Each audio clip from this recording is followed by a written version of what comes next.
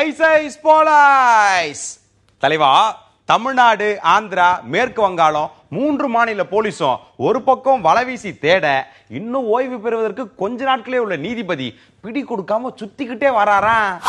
Balloon balloon நண்பா, இதுவரைக்கும் நடந்த ஊழல்கள் பத்தி ஆதாரங்களோட வெளியிடுறதுக்கு ஆவணங்களை திரட்டுற முயற்சியில நீதிபதி கர்ணன் ஈடுபட்டு இருக்கிறதா உயர் நீதிமன்றம், உச்ச நீதிமன்றம்னு எல்லா துறை வட்டாரத்திலும் பேசிக்கிறாங்களா. இன்னொரு பக்கம் தலைவா, நீதிமன்ற அவமதிப்புக்கு பாதிக்கப்பட்ட ஒரு சிலர் கர்ணனோட வழக்கு எப்படி போகுதுன்னு பார்த்துக்கிட்டு இருக்காங்களா. ஆனா இவரு ஓய்வு பெறுவதற்குள்ள கைதாக கூடாதுன்றதுல குறியா இருக்காப்லையா. இந்த நீதித்துறை சலசலப்புக்கு மத்தியில மறுபடியும் முதல்ல இருந்து தொடங்கின வருமான வரித்துறை சோதனைகளும், திடீர்னு புழல் சிறையில நடந்த இன்னொரு தற்கொலை சம்பவமும் உள்ளூர் காவல்துறை மத்தியிலையும் நீதித்துறை மத்தியிலையும் பெரும் விவாதங்களை கிளப்பியிருக்கான். இதெல்லாம் நாங்களாவா சொல்லுறோம், வெளியில பேசிக்கிட்டு தாங்க ஐயா.